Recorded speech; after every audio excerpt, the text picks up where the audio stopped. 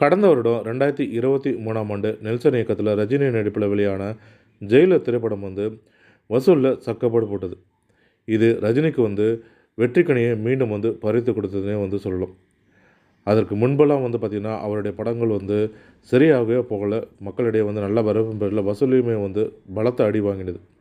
ஆனால் ஜெயிலர் திரைப்படம் அதையெல்லாம் புரட்டி போட்டு வசூலை சக்கப்போடு போட்டது. கிட்டத்தட்ட 600 கோடிக்கு மேலே வசூலையும் வாரி குவித்தது.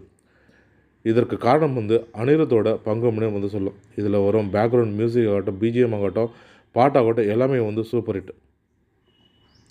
அது கேட்டபடி விநாயகம் வில்லனும் இதில் அசத்தி இருப்பார் ரஜினிக்கு இணையாக.